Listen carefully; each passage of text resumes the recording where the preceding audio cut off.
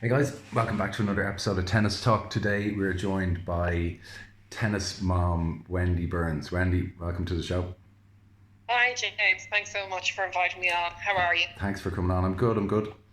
Um, so you recently had a little issue with the council, I believe.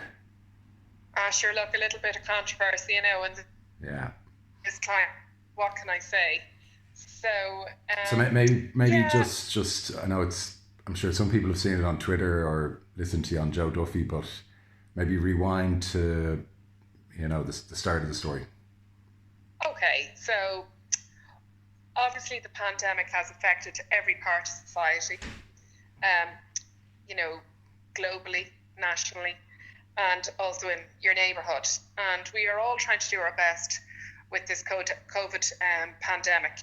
And one of the things we decided to do, because there were no tennis clubs open um, because of social distancing, and my daughter wanted to try and keep up her tennis, so we have a green 20 foot from our house, and we decided that we would build a tennis court on it. It's a huge green, so there's plenty of space for everybody, and we constructed on the grass a tennis court. Okay, and A you're full you're you're I know you're a kind of tennis family, but your daughter in particular, she'd be one of the top performance kids. Am I At right? the moment, yeah. She trains very hard. She trains up to 20 hours a week.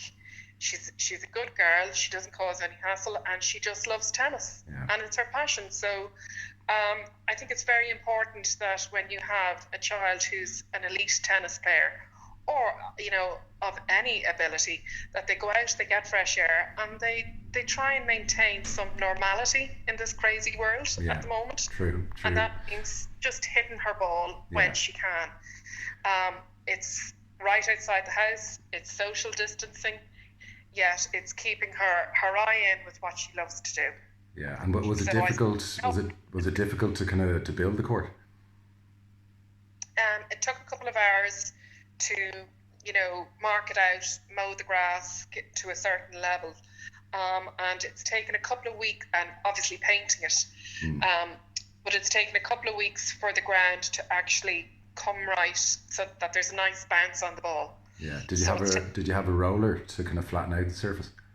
no, no, we just kept mowing it and walking on it, and I mean, like, it's not perfect, Yeah, but it's the best we can do in the situation we're in.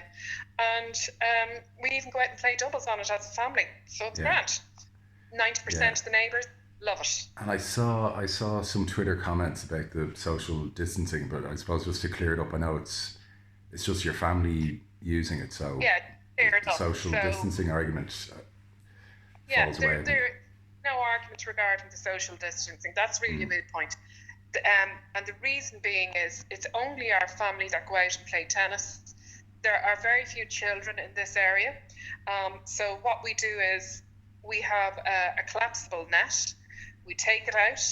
We play our game of tennis. We fold it back down, take it in. So all you're left with is a mm, grass patch painted. yeah, Um, and the balls we use are only the tennis balls that the family use out of Sarah's training box balls. yeah, No tennis balls are left on the grass. Like, we're very aware of what needs to be done for social distancing. yeah, But whoever we play tennis with is our immediate family. We're not asking people from the tennis club to come up and play a game of mm, tennis. It's not remotely like that at all. So social distancing is there. yeah, And I've also said to people, look, I've seen people sit, with young families. There's one or two young families in the area, and they sit with their two toddler children on the green, have a little picnic on the patch of grass, mm, and it's great for a toddler to just kick a football up and down. But there is no problem with social distancing. It's not gathering gangs, nothing yeah, remotely like that. And as we're playing, you'll see a walker go by saying, God, that's great, that's brilliant. What a brilliant idea. So yeah. I also saw that we've on Twitter that there does seem to be kind of good support from people saying, "Look, fair play to you, improvising." I well, suppose. I really didn't want to go on Joe Duffy about this. I wanted to resolve this amicably, but Yeah, there seemed to be no let's maybe backtrack. So I believe Yes. the council got involved, and tell us what happened there. So the council got involved because two of my neighbours didn't particularly like what they were seeing, people out playing tennis. Yeah. Live on a very elderly road. They're all supposed to be cocooning. So really it doesn't affect them. The sound of the ball doesn't even affect them because, if they're in their houses, they can't hear the ball. Yeah. Let's put it that way. So they were just a bit grumpy about it. Not at the pace. Not at the pace you're hitting the ball anyway, Wendy. Pardon? Not at the pace you're hitting the ball. No, not the pace I'm hitting the ball. Listen, I'll mow the grass before I'll actually hit the tennis ball. Yeah. Let's put it that way. But, So anyway, so how did the council get in touch with you then? Well, they got onto a TD who put pressure on the council to come down. Okay. We've had 3 visits in one day. First guy was to inspect the land. Very empathetic, understood completely, but has a job to do. I completely understand that. Second crew came down, 2 guys to put up, the big 2-meter signs that you usually see in supermarkets. Yeah. Saying, or out on a walkway, say in Dunleary or somewhere. So put that up beside the tennis court saying social distancing. No problem with that at all. So the council weren't immediately, no, you have to stop doing this. They're nearly trying to facilitate and aid you. But they were writing up a report about it. Okay. So, then the supervisor came down that evening and he basically said, look, you're going to get a letter asking you to stop. My boss wants me to get your details. I said, that's no problem at all. His boss rang me the following morning, to which I had a great debate with her about it, because the green is actually split in 2. There's a larger green that's the green is split in 2. The smaller green is where the tennis court is, even though that's huge. But the second green is absolutely massive, and it has a GAA pitch on it. The posts are still up. The kids go down there. They kick football. They've even a pitch and putt course there that somebody has decided to put on a few little round circles as a green. Yeah. Nobody is telling them to stop. Well, to my mind, that's similar to what you're doing. If they create a temporary pitch and putt course. Well, absolutely, and nobody has an issue with it. But what I had an issue with was that this lady from the council said to me, "It's like this. It's public property." I said, "I understand that, and all the parks are closed." I said, "I understand that, but this is a private green, owned by the council, surrounded by houses, and people use it as a walkway, and the GAA have the lease for it, and their posts are still up. Are you telling me that you are going to come down and police every child that's kicking a football on the green into the posts?" To which she didn't really respond. So as far as I'm concerned, I think this is a temporary measure. All the neighbours think it's brilliant. It's only there until the clubs are open. As soon as the clubs are back up and running, the grass will grow, the paint will lift, and the green will look normal again. And has did the council? Sorry, Wendy. Have the council issued or furnished a kind of formal letter detailing the reasons why they want you to stop? She informed me on Thursday that she was sending a letter, and I'm still waiting on it. Okay. That she was going to email me Thursday morning. To which I responded, "That's great. Send the letter. I'll attach it for the Joe Duffy Liveline show." Okay. So I know that Joe Duffy was looking to talk to the TD in question, and he was also looking to talk to South Dublin County Council. Hasn't heard any response of them yet. So, and then my phone just went nuts after the interview. I felt like, do you know what?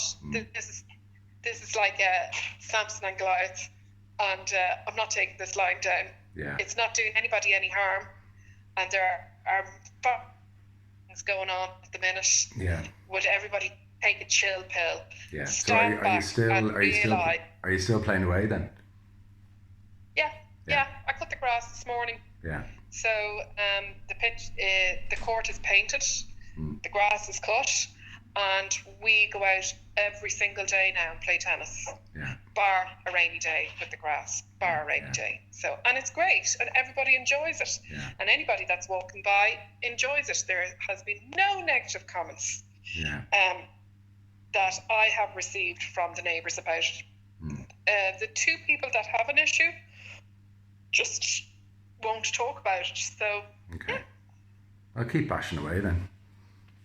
Oh, totally, until I'm told different. And I mean, Leo Varadkar has said, we are not the valley of window squinters. Let's not turn into that. So this is a prime example of you're cocooning, we're not bothering you, keep your social distance from us, let us just play a game of tennis once a day, and that's it.